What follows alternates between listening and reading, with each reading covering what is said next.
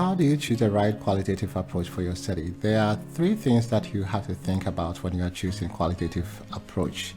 So the first one is the purpose of your study. So what is the purpose of your study? The purpose is what exactly you want to find out in the study.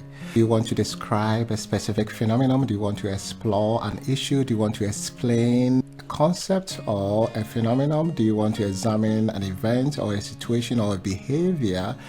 Based on the purpose of your study, you'll be able to determine the right qualitative approach for your study. The next one is to think about the source of your data. Are you collecting data from people, organization, community, physical or virtual locations? Where you are collecting data from will give you an idea about the method that you have to use to help you to collect rich data to address the research question that you have.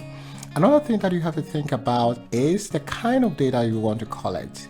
Do you want to collect interview data, focus group data? Do you want to do an observation to collect data? Do you want to collect documents?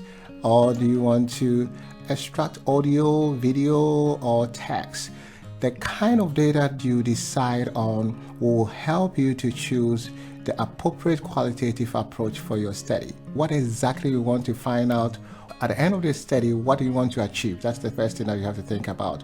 Where are you going to collect the data from? And what kind of data do you want to collect? So these three things will help you to choose the appropriate qualitative approach for your study. After you have thought about these three areas, right, the next thing is to review existing qualitative approaches and see which one will best match what exactly you want to find out, and also the kind of data that you need for you to address the research question that you have. I always recommend that you start with the traditional qualitative method. If none of them best match what you want to study, then you can also look into the non-traditional qualitative method. There are 5 main traditional qualitative methods. If you are planning to study a specific issue or a case by understanding, explaining, or highlighting the characteristics of the case, then you can use the case study approach. Ethnography is to study a group of people in their natural setting. So if you plan to spend time with a group of people, learn about their culture, learn about how they do things, and then collect information from them to help you to address your research question, yes, ethnography will be the best. We also have the grounded theory. If you want to develop a theory or a model to explain a phenomenon or a behavior or a situation, then grounded theory will be the best.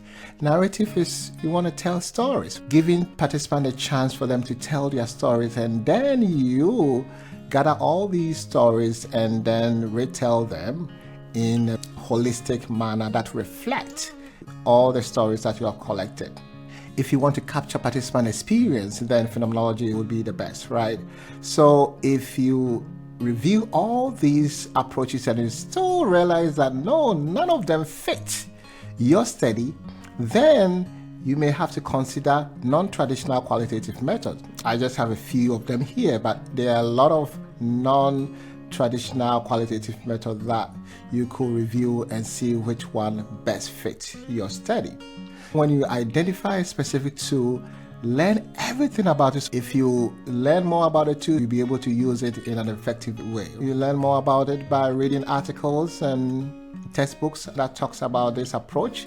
You can also look into best practices, look at studies that have used the approach that you want to use, and learn more about how they implement it in an effective way. The next step is to develop a justification. How do you do that? You just have to think about, if you have been asked, why did you choose this approach, or why are you using this approach? What are you going to say?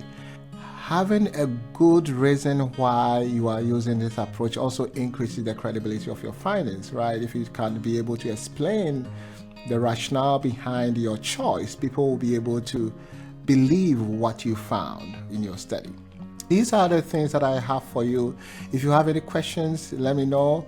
Are you thinking about choosing the right approach? How did you come up with the appropriate research approach for your qualitative study? Thank you so much for your time.